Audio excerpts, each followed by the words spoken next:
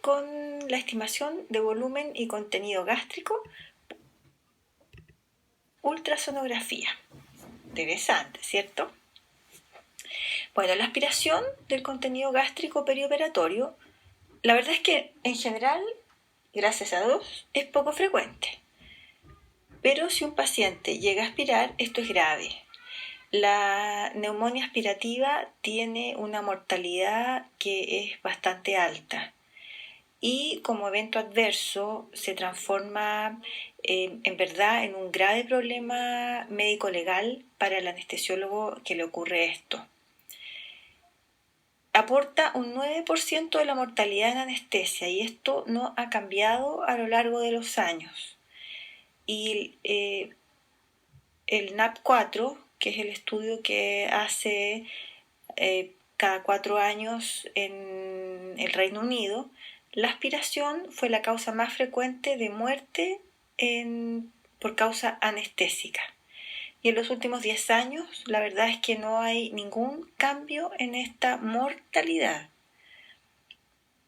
Entonces, ¿cuál es el factor de riesgo más importante? La presencia de contenido gástrico. ¿Cuánto? Total y absolutamente controversial. Se supone que los pacientes sanos en ayunas tienen hasta 1,5 ml por kilo de volumen gástrico y esto no tiene mayor riesgo de aspiración y esto correspondería a la saliva que uno va deglutiendo en el periodo que está en ayunas. Ahora bien, ¿cuánto es el volumen que tiene, por ejemplo, un paciente obeso, un paciente diabético, un paciente que tiene algún trastorno de motilidad gástrica? No se sabe. Entonces, el ultrasonido gástrico es una técnica que hace muchos años es utilizada por gastroenterólogos para medir y evaluar la motilidad y el vaciamiento gástrico. En la actualidad nosotros no teníamos una herramienta para medir la cantidad, el volumen de contenido gástrico en el escenario de una urgencia. Ahora, en el perioperatorio, si bien es una herramienta que está disponible, que existe literatura, aún se debe analizar su validez, su confiabilidad, qué tan reproducible es y la interpretación y obviamente que el operador que la está haciendo esté seguro de lo que está haciendo. Volvemos siempre a lo mismo del comienzo, se ve lo que se sabe. Entonces es un tema que está en pleno desarrollo. La doctora Perlas en Toronto, en Canadá, y el doctor Van Putte de Bélgica probablemente son las dos personas que más han investigado de este tema y que cómo evalúan ellos cuánto volumen gástrico tiene el paciente. Bueno, ellos van siguiendo un algoritmo que parte con la evaluación cualitativa del paciente, ya sea en supino o en decúbito lateral derecho. Si el paciente tiene un antro grado 0, esto es que está vacío, el riesgo de aspiración es bastante bajo. Si el antro tiene contenido sólido, el riesgo de aspiración es alto, se maneja si es una urgencia como un estómago lleno o definitivamente se suspende. El problema que tenemos es acá, es lo de siempre, en la parte intermedia. ¿Qué hacemos cuando el paciente tiene solamente fluido cuando está en decúbito lateral derecho? Y asumimos que la probabilidad de que tenga más de 100 ml de volumen es baja, por lo tanto lo manejamos como un estómago vacío.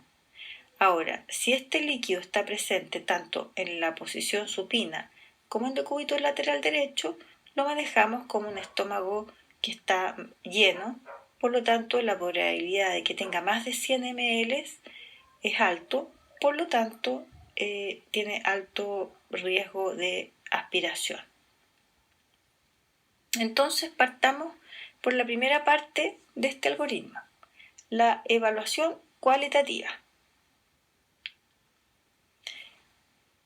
Se supone que por gravedad el contenido gástrico se mueve hacia las zonas del antro y del cuerpo. Y esto hace que sea más útil en estados de bajo contenido gástrico, que es donde nosotros tenemos la duda. El antro es la zona gástrica que es mejor ubicable por muy lejos con ultrasonido. Y su evaluación, la verdad es que refleja bastante bien la cantidad de todo el contenido del estómago. O sea, si yo tengo un antro vacío, lo más probable es que el resto del estómago esté completamente vacío. ¿Qué pasa? Que hay ustedes muchos pacientes y se van a encontrar que la información que dan no es fidedigna.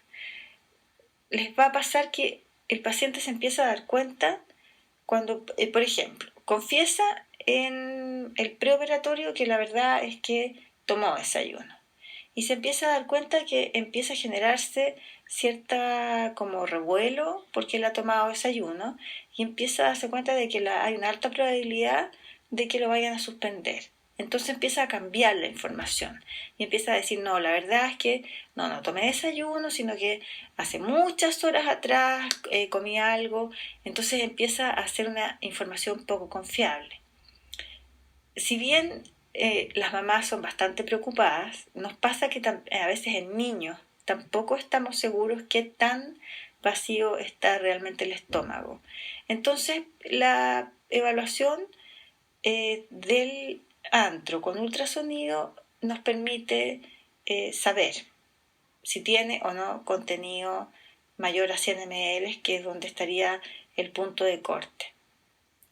¿Cómo lo hacemos? La técnica de escaneo con un transductor abdominal o un transductor transtorácico, pero que se selecciona el modo abdominal.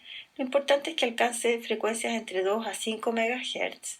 Se escanea el epigastrio en un plano sagital y se va barriendo, aquí está en supino y aquí en decúbito lateral, se va barriendo el transductor desde el margen subcostal izquierdo hacia el derecho para identificar el antro gástrico. Esto es lo que vamos haciendo. Entonces acá tenemos, aquí está cefálico, aquí está caudal, acá tenemos el hígado, el páncreas, la vena mesentérica superior, la arteria mesentérica superior. Acá está el colon, con el que podríamos confundir el antro, que está aquí justo pegadito al hígado. El colon tiene más motilidad y eso nos hace hacer una diferencia con el antro, pero la verdad es que es fácil que uno pueda confundirlos, sobre todo cuando el antro está con volúmenes pequeños. Entonces la pared epigástrica tiene 5 capas, una serosa, una mucosa propia, una submucosa, una mucosa muscular y una interfase mucosa que está acá. Y lo mismo se repite aquí, y lo importante es que uno tiene que medir desde serosa hasta serosa. Y con eso obtenemos una medición de la pared del antro gástrico. Continuemos entonces con nuestro algoritmo, donde ya sabemos cómo hacer nuestra evaluación cualitativa y dijimos entonces que está en ambas posiciones, tiene menos de 100 ml, si hablamos de antro vacío y eso tiene un bajo riesgo de aspiración, y si tenemos más de 100 ml o contenido sólido tenemos alto riesgo de aspiración, pero estamos aquí en la parte que está siempre en conflicto. Entonces vemos el hígado, vemos la piel, vemos la mesentérica superior, la arteria, aquí está la aorta, y vemos aquí algo parecido a un útero, que corresponde a un antro que está vacío. Si ustedes ven este esquema, se asemeja bastante con lo que vemos con ultrasonido. Este paciente está en decúbito lateral y el estómago se ve colapsado. Ahora veamos el estómago con un contenido sólido. el antro está distendido y si se fijan hay una mezcla de ecogenicidad. Esto se debe a que hay una mezcla entre líquido, aire y sólido. Pero lo importante es que de esa figura que parecía un útero pequeñito, ahora tenemos una imagen mucho mayor que incluso hace ecos de tal forma que desaparece la mesentérica superior. Entonces este paciente claramente está con contenido sólido, él tiene estómago lleno. Y aquí, si lo vemos con contenido sólido, se ve que el antro está lleno de elementos sólidos. Este paciente tiene estómago lleno.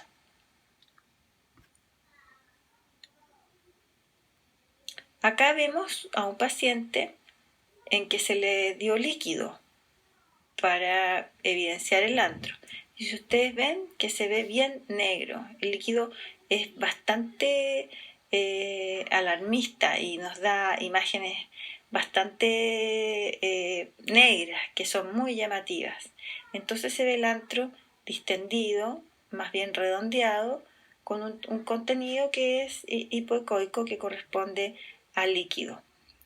Tenemos técnicas ahora con que podemos medir la cantidad de líquido que hay. Y le podemos dar líquido gaseoso. Van a ver ustedes que siempre se hace una prueba con Coca-Cola. No es porque estemos trabajando para la Coca-Cola, pero la verdad es que se ve muy bien cuando el paciente ingiere una bebida carbonatada y aparecen estas burbujas que se le ha llamado de noche estrellada. Entonces estamos en nuestro algoritmo aquí en el medio, donde no estamos ni con estómago vacío ni con estómago lleno. Entonces, ¿qué hacemos?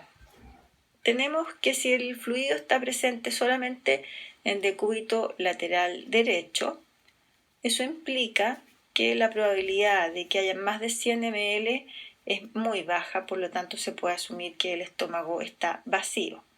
Pero si tenemos fluidos presentes en supino y en decúbito lateral derecho, la probabilidad de que tenga más de 100 ml de contenido gástrico es alta.